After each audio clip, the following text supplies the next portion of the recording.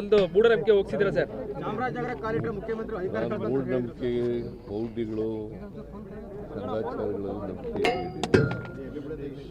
ಅದರಿಂದ ಚಾಮರಾಜನಗರಕ್ಕೆ ಬಂದರೂ ಒಂದೇ, ಮೈಸೂರಿಗೆ ಬಂದರೂ ಒಂದೇ, ಬೆಂಗಳೂರಿಗೆ ಬಂದರೂ ಒಂದೇ, ಅದರಲ್ಲಿ ನಂಬಿಕೆ ಇಟ್ಕೊಂಡಿರೋರು.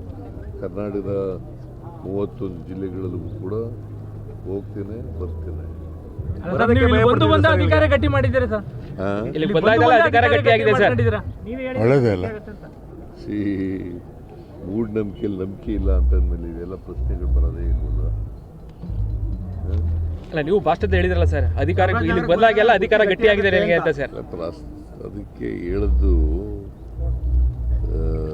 ಮೂಢನಂಬಿಕೆಗಳು ನಂಬಲ್ಲ ಅಂತ ಅನ್ನೋದು ಒಂದು.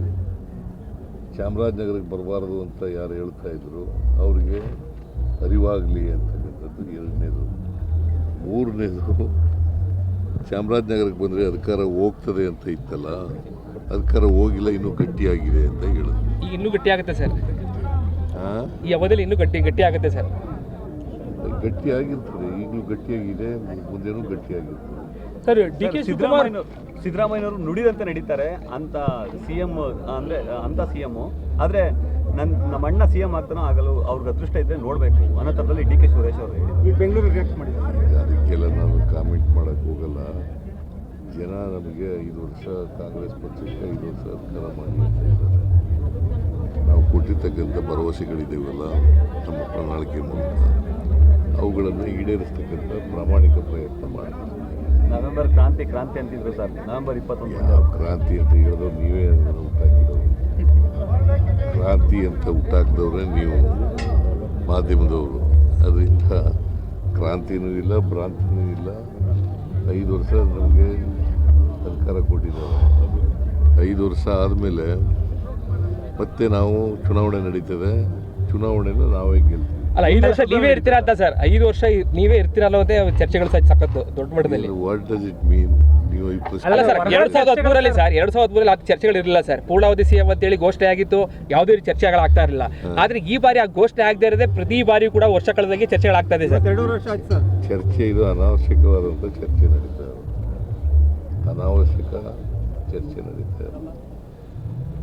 2.5 ವರ್ಷ ಆಗಲಿ ಅಂತೇಳಿ ನಾನು ಹೈಕಮಾಂಡ್ನವ್ರಿಗೆ ಹೇಳಿದ್ದೆ.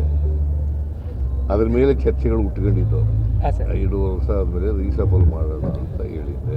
ಅದ್ರ ಮೇಲೆ ಚರ್ಚೆಗಳು ಹುಟ್ಕೊಂಡಿದ್ದು. ಈಗ ಡೇಟ್ ಫಿಕ್ಸ್ ಆಯ್ತಾ ಸರ್?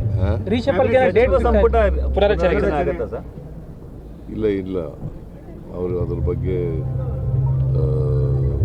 ಮಾನ್ಯ ಖರ್ಗೆ ಅವರು ರಾಹುಲ್ ಗಾಂಧಿ ಜೊತೆ ಮಾತಾಡ್ತೀನಿ ಅಂತ ಹೇಳಿದ್ದಾರೆ.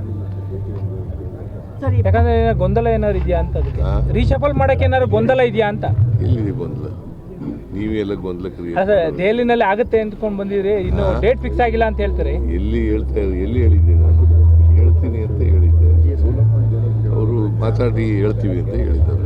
ಸರ್, ಖಾಲಿ ಇರೋ ಸರ್ ತುಂಬಿದ್ರೆ ಹೇಗೆ ಸರ್? 4 ಖಾಲಿ ಇದೆಯಲ್ಲ ಸರ್, ಅದು ಸಚಿವ ಸಂಪುಟ 4 ಖಾಲಿ ಇದೆಯಲ್ಲ ಸರ್? 2 ಖಾಲಿ. 2 ಅದು ಫಿಲ್ ಆಗುತ್ತೆ ಹೇಗೆ ಸರ್ ಅಂತ? ಒಟ್ಟು 34 ಇರಬೇಕು. ನಾಗೇಂದ್ರ ಒಬ್ಬ, ರಾಜಣ್ಣ ಒಬ್ಬ ಬಿಟ್ರೆ ಬಾಕಿಯವರೆಲ್ಲ ಇದ್ದಾರೆ. ಹಾಂ ಸರ್, ಅದು ರೀಫಿಲ್ ಯಾವಾಗ ಸರ್ ಅಂತ? ಅದು ರೀಫಿಲ್ ಯಾವಾಗ ಆಗುತ್ತೆ ಸರ್ ಅಂತ? ಅದನ್ನ ರೀಸಬಲ್ ಆಗುವಾಗ ಮಾಡ್ತೀವಿ ಸರ್. ಬೆಂಗಳೂರಲ್ಲಿ ಬ್ಯಾಂಕ್ ದರೋಡೆ ಆಗಿದೆ ಸರ್. ಅದೇನ ಎಲ್ಲಿದ್ದಕ್ಕೆ 7 ಕೋಟಿ ದುಡ್ಡು ದರೋಡೆ ಆಗಿತ್ತು ಸರ್. ಈ ಪ್ರಕರಣ ಜಾಸ್ತಿ ಆಗ್ತಾ ಇದೆಯಲ್ಲ ಸರ್ ಅಂತ. ಸುಳಿವು ಸಿಕ್ಕಿದೆ. ನಾವು ಅವ್ರನ್ನ ಕಾರು ಈಗಾಗಲೇ ರಿಕವರ್ ಆಗಿದೆ, ಉಪಯೋಗಿಸಿದಂಥ ಕಾರು. ಅವರು ಯಾರು ದರೋಡೆಕೋರರು ಇದ್ದಾರೆ ಅವ್ರನ್ನೂ ಕೂಡ ಪತ್ತೆ ಹಚ್ತೀವಿ, ಅವ್ರನ್ನ ಅರೆಸ್ಟ್ ಮಾಡೇ ಮಾಡ್ತೀವಿ. ದೆಹಲಿಗೆ ಹೋಗಿದ್ರಿ, ಮೋದಿ ಅವರೆಲ್ಲ ಭೇಟಿ ಆಗಿದ್ರಿ ಸರ್, ಏನಾಯ್ತು ಸರ್ ಅದೆಲ್ಲ? ಹೇಳಿದ್ದೀನಿ ನಾನು. ಒಂದು ಮಳೆ ಜಾಸ್ತಿ ಆಗಿದೆ ಈ ಸಾರಿ, ಅದಕ್ಕೆ ಪರಿಹಾರ ಕೊಡಬೇಕು ಅಂತ ಹೇಳಿದ್ದೀನಿ.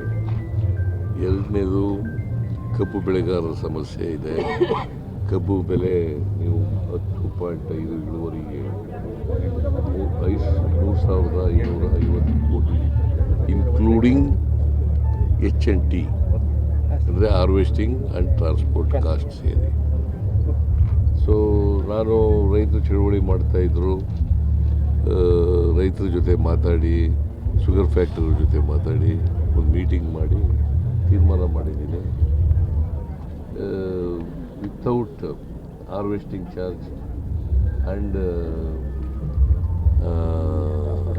ಟ್ರಾನ್ಸ್ಪೋರ್ಟ್ ಕಾಸ್ಟ್ ಅದು ಬಿಟ್ಟು ಒಂದು ಟನ್ನಿಗೆ ಅಂದರೆ 11.25 ಇಳುವರಿ ಕಬ್ಬಿಗೆ 3,300 ರೂಪಾಯಿ ಕೊಡಬೇಕು ಅಂತ ತೀರ್ಮಾನ ಮಾಡಿದ್ದೀನಿ. ಅದಕ್ಕೆ ರೈತರು ಒಪ್ಕೊಂಡಿದ್ದಾರೆ, ಶುಗರ್ ಫ್ಯಾಕ್ಟ್ರಿ ಒಪ್ಕೊಂಡಿದ್ದಾರೆ. ಸರ್ ಎಸ್ ಸಿ ಮಕ್ಕಳಿಗೆ ಸ್ಕಾಲರ್ಶಿಪ್ ಬಟ್ ಎಸ್ ಟಿ ಮಕ್ಕಳಿಗೆ ಆಗಿಲ್ಲ ಯಾರು ಸಮಾಜ ಕಲ್ಯಾಣ ಹಾಂ ಸಮಾಜ ಕಲ್ಯಾಣ ಇಲಾಖೆಯಲ್ಲಿ ಸಮಾಜ ಕಲ್ಯಾಣ ಅವ್ರಿಗೆ ನೇರವಾಗಿ ಕೇಳ್ಬಿಡ್ರಿ, ಹಂಗೆ ಕೇಳೋದ್ರ ಬದಲು ಅವ್ರಿಗೆ ನೇರವಾಗಿ ಕೇಳ್ಬಿಟ್ರೆ ಆಯ್ತಲ್ಲ. ಮ್ಯಾನೇಜ್ಮೆಂಟ್ ನೀವಲ್ಲ ಸರ್, ಸರ್ಕಾರದ ಯಜಮಾನ ನಾನು ಸರಿಯಪ್ಪ, ಇನ್ಚಾರ್ಜ್ ಆಫ್ ದಿ ಸೋಷಿಯಲ್. ಯಾವ ವಿದ್ಯಾರ್ಥಿಗಳಿಗೂ ಸ್ಕಾಲರ್ಶಿಪ್ ಸರ್ 2028ಕ್ಕೂ ಚುನಾವಣೆ ನಿಮ್ಮ ನೇತೃತ್ವದಲ್ಲಿ 2028ಕ್ಕೆ ಚುನಾವಣೆ ನಿಮ್ಮ ನೇತೃತ್ವದಲ್ಲಿ ಆಗುತ್ತೆ ಸರ್. ಅದು ನೋಡೋಣ, ಚುನಾವಣೆ ಬರಲಿ. ಬಜೆಟ್ ಬಗ್ಗೆ ಮಾತಾಡಿದ್ರೆ ಸರ್, ಇಲ್ಲಿ ಎಷ್ಟು ಬಜೆಟ್ ಬಿಡಿಸುವಂತ ಬಜೆಟ್ ಬಗ್ಗೆ ಮಾತಾಡಿದ್ರೆ ಸರ್ ನಿನ್ನೆ. ನೆಕ್ಸ್ಟ್ ಬಜೆಟ್ ನಾನೇ ಮಂಡಿಸ್ತೀನಿ. ಇನ್ನು ಎಷ್ಟು ಬಜೆಟ್ ಬಿಡಿಸುವಂತಹ ಇದಿದೆ ಸರ್ ನಿಮಗೆ? ಜನ ಎಲ್ಲಿವರೆಗೆ ಅಪೇಕ್ಷೆ ಪಡ್ತಾರೆ ಅಲ್ಲಿವರೆಗೂ ಮಂಡಿಸ್ತಾರೆ.